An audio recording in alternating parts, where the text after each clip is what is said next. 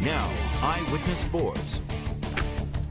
Welcome to the latest 002. I'm Mark Dondero. I'm Yanni Karakis. A lot to get to with the Pats and Steelers. Big week. We're also talking some Sox.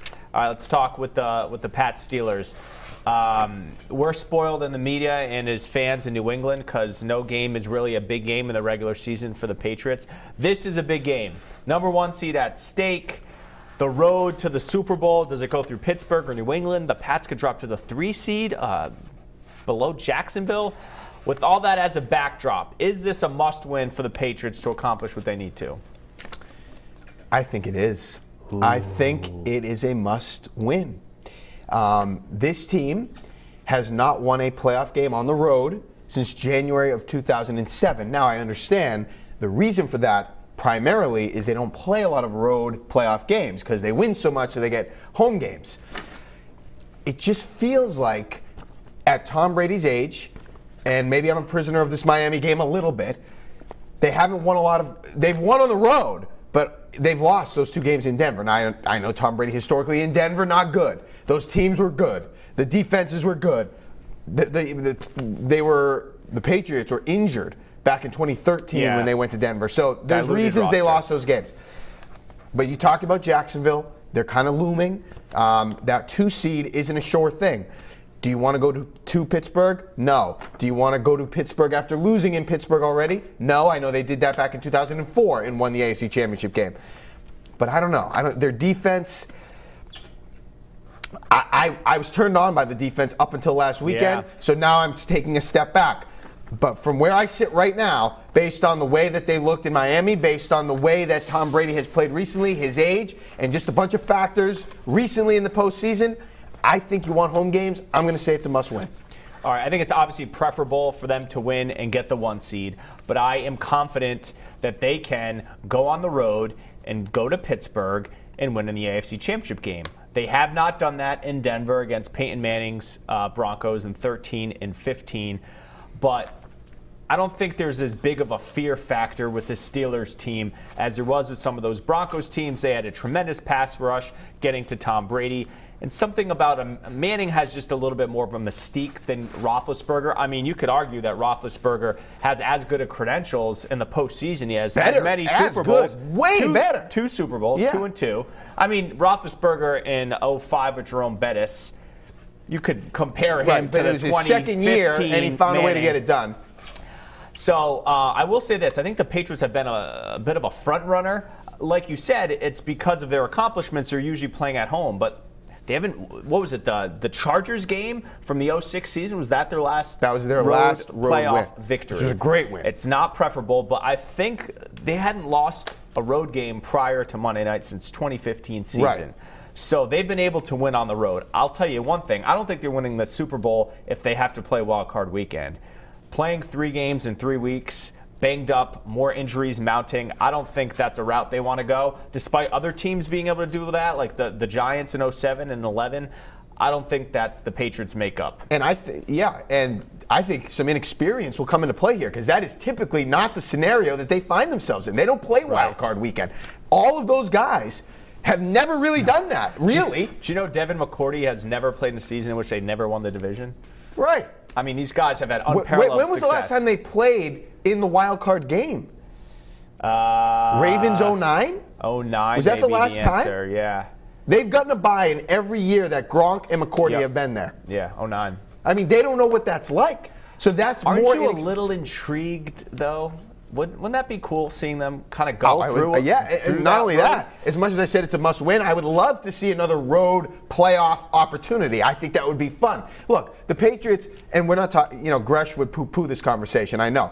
But the Patriots play as favorites all the time. Right. For once, and it sort of applies this week, it's fun to see them embrace the role and I think they're favored this week. But let's say they lose this game and have to go to Pittsburgh for the AFC Championship. I can't imagine they wouldn't be underdogs there. Yeah. That would be fun for me. They'd probably be like 3-point underdogs. That would be fun for me to see them as underdogs going on the road in a situation where the season was on the line. That's fun to see sometimes, to not always be the favorite. I know it's not desirable. You want to be the big bad team that everyone thinks is going to win, but it's fun too.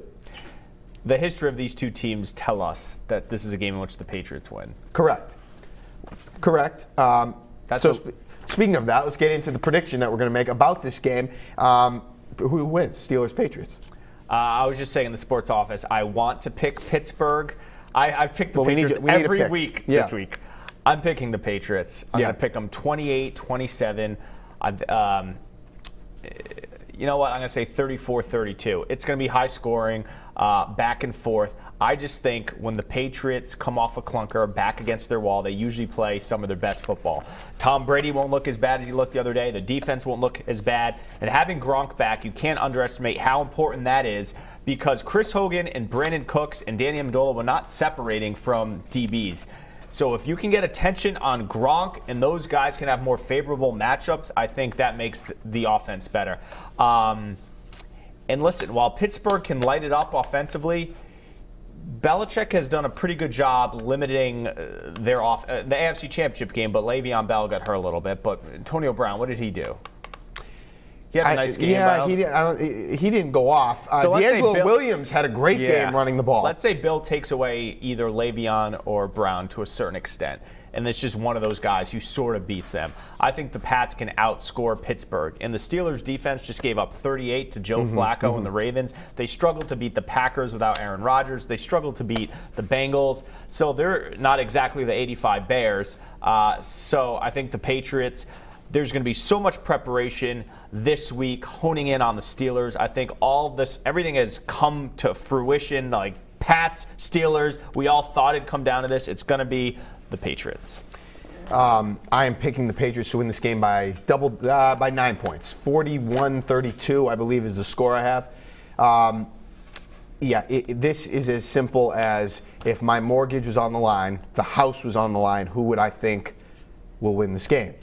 And the answer is the Patriots. I'm not putting the Steelers, I'm not putting my house on the Steelers, especially with all the history that we've talked about, with how these teams match up, which I think is the most important thing. You know what teams I think beat the Patriots? The defensive teams. Yeah.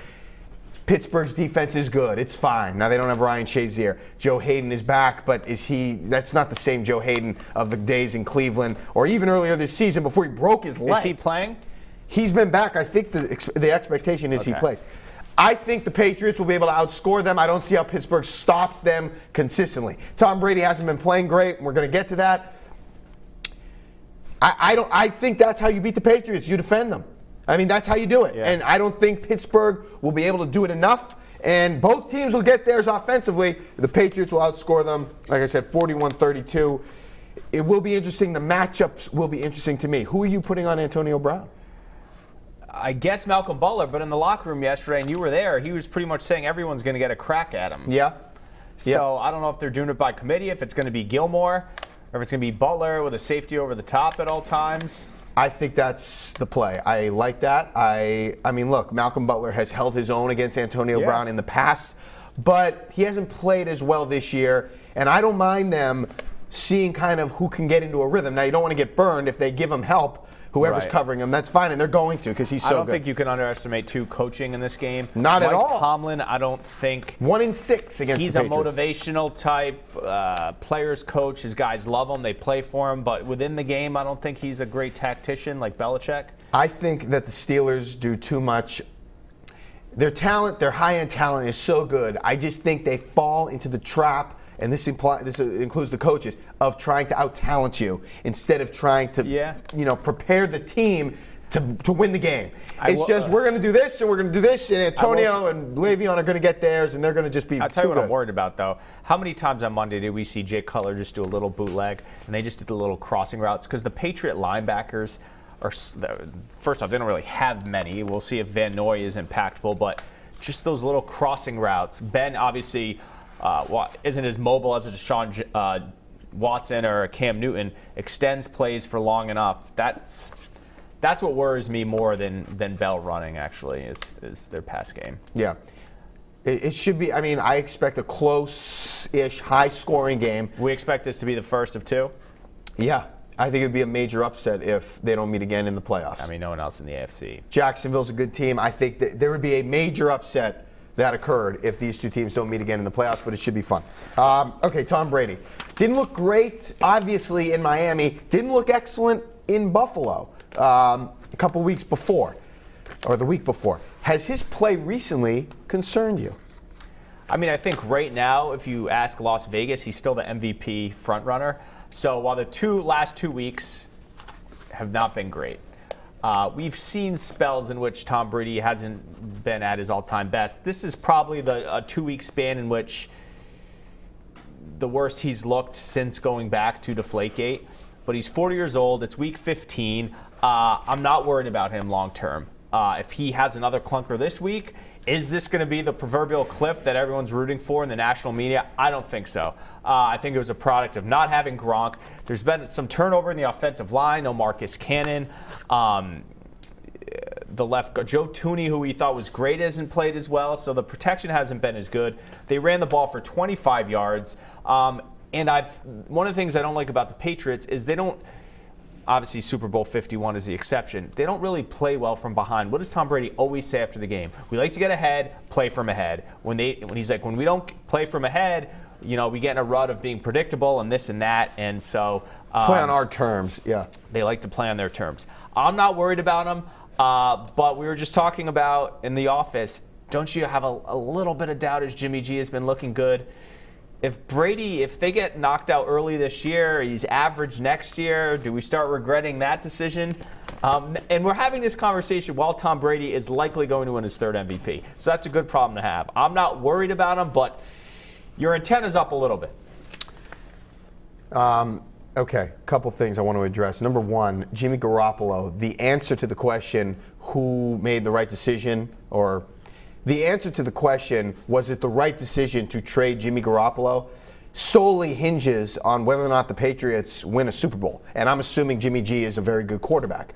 If the Patriots win a Super Bowl post Jimmy G, then Bill was right. If they do not, and Jimmy G ends up a very good to excellent to elite quarterback in the NFL, then it was the wrong decision. It's as simple as that. Am I worried about Tom Brady? No, not right now. It's interesting because of the dynamic of the Garoppolo trade and how he's helping the 49ers win games. It is interesting. You okay? You're good. Okay. Could have waited for the ISO to make that face. It's fine. We're just talking to me. I'm having IFB issues. Okay. Go ahead. It is interesting based on the dynamic and how Jimmy G has helped the 49ers win games, coupled with Brady struggling in a few games, losing a game. Because remember, Tom Brady doesn't lose. The bar is so high, right, we freak out every time there's a loss, which is a little bit unfair, but that's the way it is. It is interesting because like you said, if he has another bad game, all of a sudden that conversation happens quickly. If he has a bad game in Pittsburgh, what do you think talk radio will start talking about? That will start the buzz. Well, I think last year he wasn't great in the Chiefs playoff game. He was good in the Steelers game, but if they get blown out by the Texans playoff game, he threw 2 interceptions. Playoff game. I'm sorry, Texans. He was pretty good in the Steelers game, a couple touchdowns to Hogan and Edelman. But if they get blown out by the Falcons and it's the lasting image of him throwing that pick six, the offseason chatter is different. So at this age, those conversations happen more quickly. But I think neither of us are terribly worried about I'm not going on the record saying I'm concerned about Tom Brady right now. Absolutely not. This guy is too mentally tough. He's still physically, and I don't know how hurt he is, but physically, when he's healthy, he's fine. They didn't have Gronk in Miami. Let's not become prisoners of that moment. And, I'm not worried, but this will be a fun test, and we'll see. But that conversation is only a click away if something like that, if he strings a couple of bad games together, because, all I'm saying is Jimmy Garoppolo and his success can give that cliff some binoculars. It makes it appear, objects in mirror are closer than they appear. That's Jimmy Garoppolo and Tom Brady if Jimmy's playing well. All right, last topic. I think we have 3 or 4 minutes here before they need the studio. Red Sox. Tease. It has been a quiet hot stove season. Dave Dombrowski is meeting with the media down at Orlando for the winter meetings. Yet to pull the trigger, but rumored to be interested in J.D. Martinez and/or Eric Hosmer. What, if anything, should they do? What will they do? How do you want the Red Sox to acquire? Who? Look, I like all the guys. I think that's the kind of player they need at bat. Now, Martinez, based on stats, and Jose Abreu say, I'll throw him into this, and I don't know how available he is. They have a little more thump than Eric Hosmer. Right. Hosmer, more of a 25 home run guy, 85 RBI. But Hosmer is such a winner, and I like winners. I think I would lean Eric Hosmer. He's a Gold Glove, 4-time Gold Glover. Yep. He is a winner. He's won the World Series. He has won the World Baseball Classic. He has come up big on both stages. Guy's a winner. And it's not like they don't have any bats. They could use a little more thump. Would I like Hosmer to be a 30 home run guy? Yes. Jose Abreu, 30 home runs, 100 RBIs, 300 average. Essentially, you can book him. That's nice numbers. But what has he ever done? Who has he helped win anything? Now, that's Chicago. It's not all his fault. I like Hosmer. Martinez, they need one of them. I prefer Hosmer. I wouldn't complain with any of those three. You need to get someone, right? Somebody. I think they need some thump in their offense, especially what the Evil Empire did with Stanton. And Stanton and Judge are going to have 111 home runs returning. And Machado, if he ever went there. The interesting dynamic here is them shopping and or not shopping JBJ. Yeah. Like, we're not shopping, but you are. See, I'm not as interested in that. They are shopping him. He hits 240. I'm not as interested in that. I, too, would rather have I'd like Martinez and Hosmer, if that's possible. That would There was be a great. report today that they can get both. That'd be great. I, too, want Hosmer because I think since Ortiz has left, there's been a lack of that clubhouse leader. Now, is he going to come in and be the leader in the clubhouse as a new guy? I don't know. There's the David Price dynamic. Dustin Pedroia is the elder statesman, but he's kind of been a grumpy toad in the last couple of years. I like that. But what is the 13 and the 4 and the mostly 04 and 13 having great clubhouses, right? Correct. The Johnny Gomeses, the Mike Napoli's, Yep. obviously the Johnny Damons, the Kevin Millars. I think the Red Sox lacked that last year. So if Hosmer is 80% of the offensive production as JD Martinez, but gives you more clubhouse stability, I'm going to go with him too. He's such a winner. He just Everyone wins. swears by the guy. He's The baseball classic. He's just one of those guys that good stuff happens when he's. There's players where bad stuff always happens when they're around. Yeah. Like Cassius Marsh when he was on the Patriots. Like, no offense, but this guy, good things happen when this guy's around. And the numbers are good enough, like you said. You just don't want a panic move like when they did with Panda and Hanley a couple years ago. Yeah, I don't think at the time I considered that a panic move. It seemed like a stretch. But. Yeah, Hosmer. Look, they need somebody because they can't go into next year with the lack of thump in that lineup that we saw last year. Not with what the Yankees did. All right, that'll do it for the latest episode of Double OT. From Mark Dondera, I'm Yanni Crocs. Want to add anything? Yeah. Enjoy the games. Enjoy the games. Happy holidays. Catch it on WPRI.com and on iTunes. Subscribe for the podcast.